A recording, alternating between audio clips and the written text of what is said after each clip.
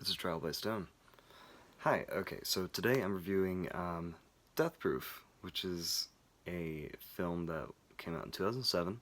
It was directed by Quentin Tarantino, who is personally one of my favorite directors, probably my favorite director, and stars Kurt Russell, along with Mary Elizabeth Winstead, um, Rose McGowan, uh, Rosario Dawson, Zoe Bell. Um, yeah, it is. Um, it Okay. It is about a group of women who go hanging out in an undisclosed time period. I assume it's 2007, just because of when it was released.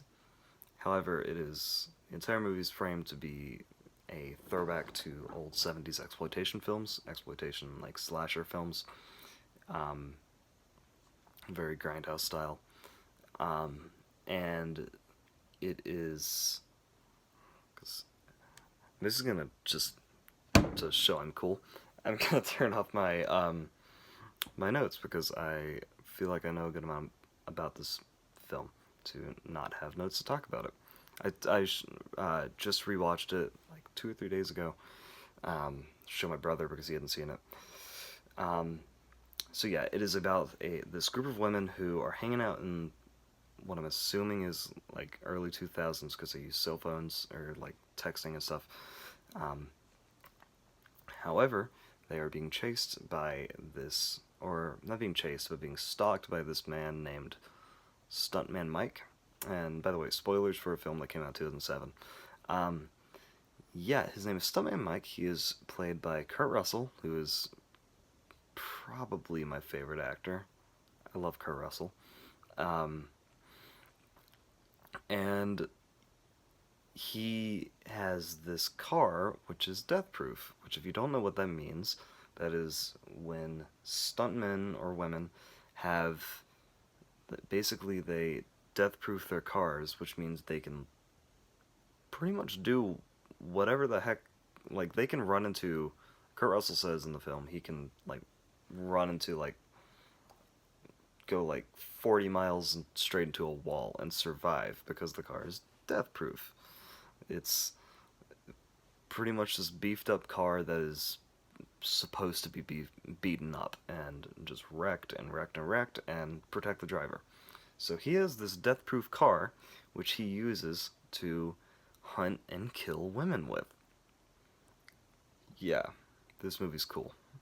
Um, if you're into slashers, it's very cool. Background on the movie. This was released in 2007 as part of Grindhouse, which is this double feature throwback experience that Quentin Tarantino and Robert Rodriguez put together to basically bring the concept, or just Grindhouse as a whole, back to modern day audiences. Because Grindhouse theaters, again, if you don't know, all this is on the top of my head, um, were basically in the 70s. They were these like low down, just dirty, not very well funded theaters that would mainly play in scummy neighborhoods and would play really, really low budget films.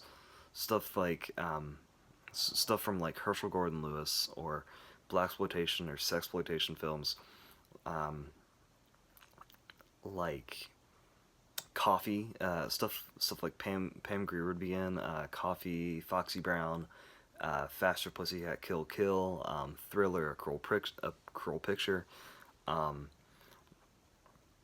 Switchblade Sisters. All of these movies are grindhouse movies. They would premiere in what people would call grindhouse theaters, and they would mainly premiere or be shown as a double feature. You'd have one, and then as soon as the movie would end, you would have another. And they were known for their mistakes and for being pretty violent and just graphic overall. Um, and because they weren't being shown to, I don't know, like giant audiences, people just wouldn't care, and that's what people would love them for. They mainly came around in the later 60s, going on the early 70s, and even in the 80s some. Um, and filmmakers like Quentin Tarantino and I assume Robert Rodriguez were big fans of them in that time period. And so Quentin Tarantino and Robert Rodriguez, who, if you don't know, is a really cool director. Everyone, he's pretty well known, but kind of forgotten about, I think. Yeah, Robert Rodriguez does not get enough love. Sin City is awesome, and if anyone tells you wrong or tells you that it's bad, they're just wrong because it's really great. Um, yeah, Robert Rodriguez, and he brought Boba Fett back from the dead. Like heck yeah, man. Um, yeah, so they decided back in 2007 to make Grindhouse, which would be this double feature, which would play Robert Rodriguez's Planet Terror and Quentin Tarantino's Death Proof. So I was very smart about this because I was like, you know what, I want to. I haven't seen Death Proof, so it was like I'm not gonna watch Death Proof by itself because apparently there's a Blu-ray release of Death Proof, which is like an extended cut almost to make it be more of like a regular movie length instead of like an hour and 20 or 30 minutes, which it kind of runs out because again, it's like a 3 hour long movie experience because you're watching two movies back to back with fake trailers, might I add, um, in between the film and then in between both films and at the beginning of Planet Terror. And yeah, so you can buy Blu-ray releases of both films, which are extended cuts of the Grindhouse experience, if you will. But they are just one of the movies each, and with no trailers, as far as I know, and no fake trailers, as far as I know. And so I was like, screw that. I want to watch this the way that it was meant to be watched. I'm going to watch Grindhouse, not Death Proof, not Planet Terror, Grindhouse. And the second half of Grindhouse is Death Proof. So I had already seen Grindhouse.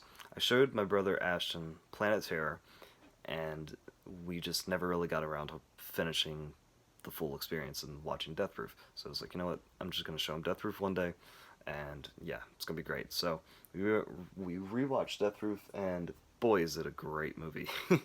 I love Death Proof. It is so underrated. Um, Grindhouse as a whole is super freaking underrated, but Death Proof is maybe my favorite part of it. Maybe, I don't know. It might be my favorite movie of the two. Probably is. Probably. Maybe for Kurt Russell alone. I don't know. Um, the stunts in this movie are so good. Oh my god. Every time I watch it, which is 3 times now, it's just so exciting. Like, it is. They're so good. I think it.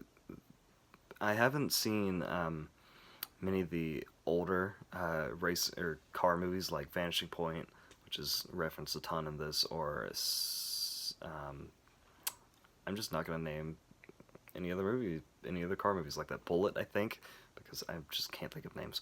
But Bullet, Vanishing Point, stuff like that.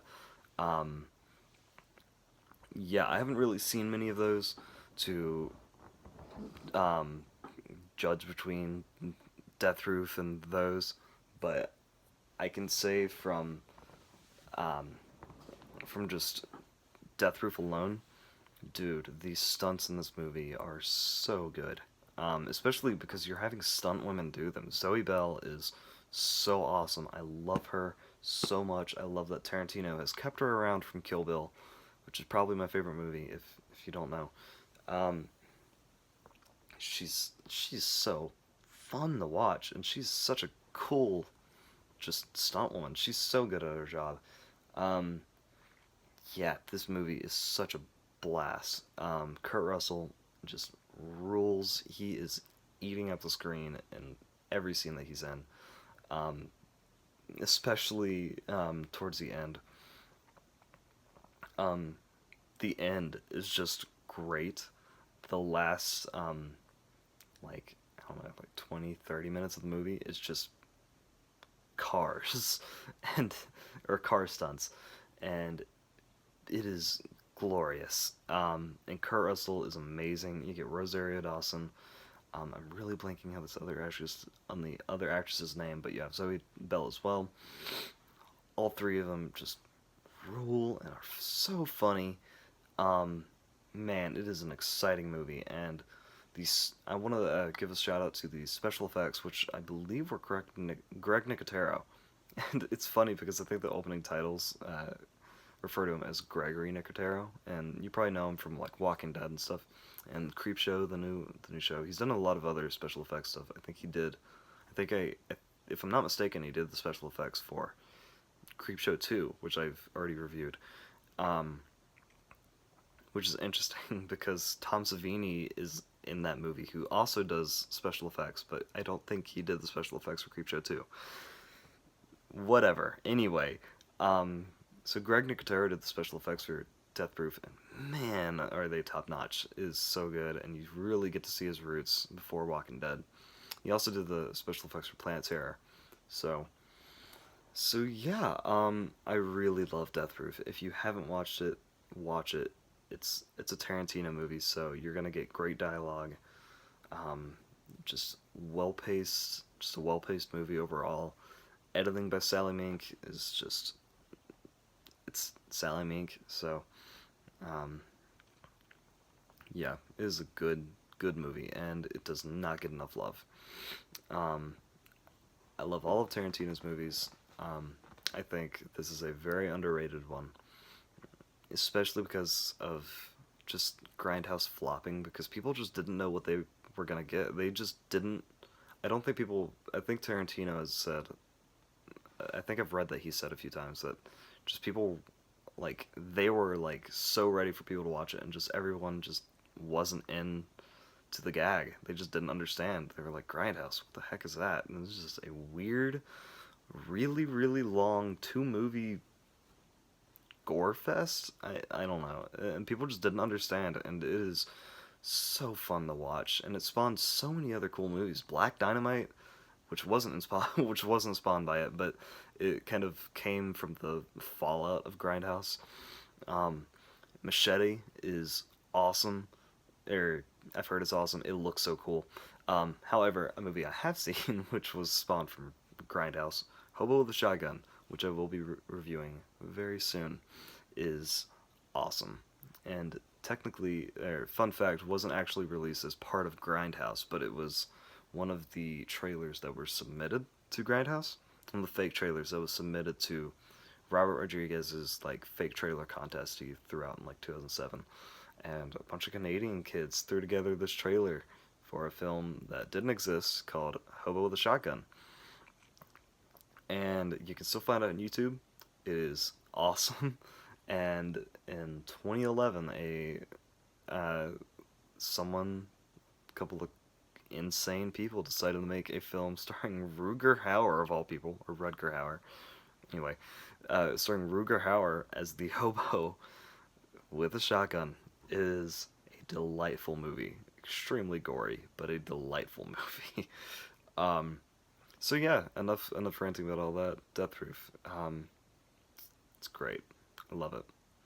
I did not give a score to The Wolf House, which is my last review, but I will give it a score for Death Proof. It is. I would probably give it probably like an 8. I think all of Tarantino's films are either like they kind of ride that line between an 8, 9, or 10. Some are definitely 10s. A lot are 9s. Majority of them are probably 8s though, but it's like a solid 8. It is a really good movie. Love it. Kurt Russell's awesome. Yeah, Death Proof. This is a Trial by Stone. Peace.